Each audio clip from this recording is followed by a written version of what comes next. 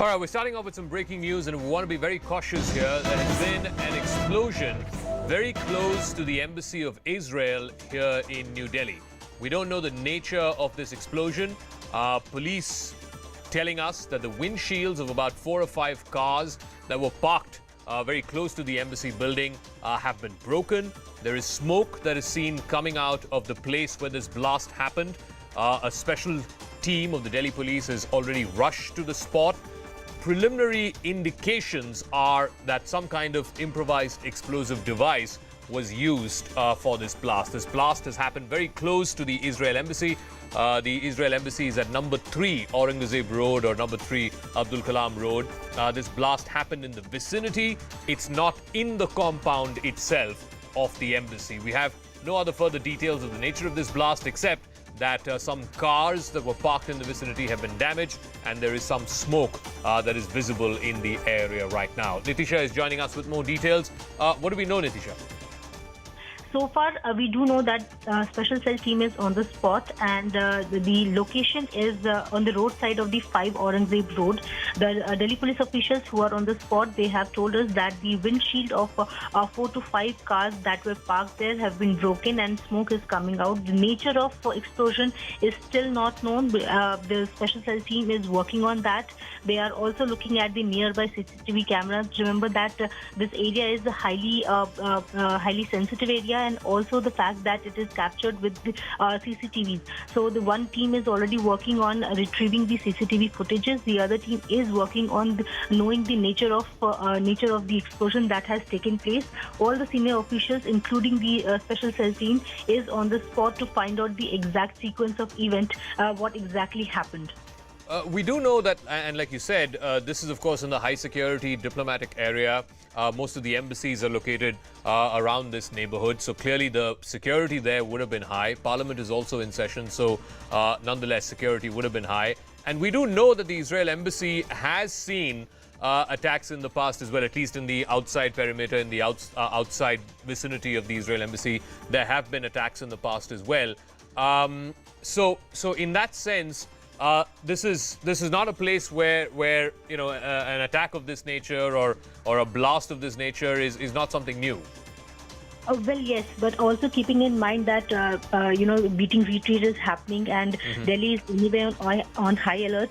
An incident of this nature happening is raising a lot of questions on the Delhi police itself, because 2 to 3 days ago, Zaka, we did witness something which was very unprecedented, because among the high security, there were some anti-social elements who reached Red Fort area as well. What Delhi police right now is saying that the explosion that has taken place, they are trying to identify the nature, and also they are trying to retrieve the data whether there was any threat call as such or not, because usually we see that there are certain hoax calls that are received by the special cell team about the explosion that will happen or something of similar nature. So one team is also working on whether there was any hoax call or whether there was any threat call in the past. The one team is, as I said, that they are working on to identify the nature of the explosion that has taken place, and then other teams are also working on retrieving the CCTV footages as well.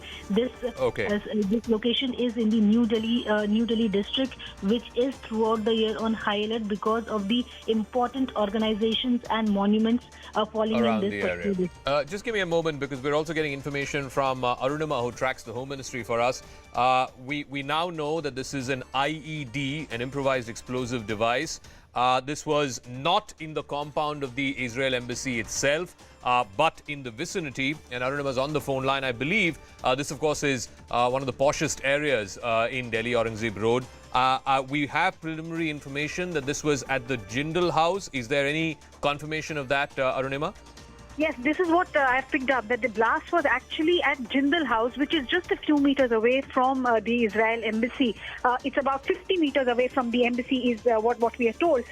So it could be that the target was Israel embassy itself, and they couldn't place it because of high security. They couldn't place the IED at the embassy compound itself, and therefore dropped it at the closest location, in this case the Jindal House. If you remember, once earlier as well, Israel has been attacked here in India. Then one Kazmi was arrested as an accused, and even then the quality of the explosive used was not very high grade. This also, in this case, no major injury reported so far. Some vehicles have been damaged, but it is a matter of forensic analysis as to whether there is any similarity between the kind of explosives used now and one that was used earlier. The last time we had this attack, and this was a few years ago, that was related to some news between Israel and Palestine and the peace process that was going on, or the lack of progress there. Should we fear that even this one could be related to those domestic concerns, as opposed to what we have seen just a few days ago, the breach of security and the violence that we saw in the Red Fort and the farmers' protests and so on? It's too early to say. I mean, all that we know in terms of facts is that it is suspected to be an IED which has damaged a few vehicles that was parked there. That's all the facts that we have at the moment. However, if I take you back to what happened in 2012, that seemed to be an attack on an Israeli diplomat, and there was the explosion happened in the car of the diplomat. One staff member was injured. The person was a local employee, and even then, the investigation really showed that, like you said, what the then Union Home Minister had said, that this seemed to be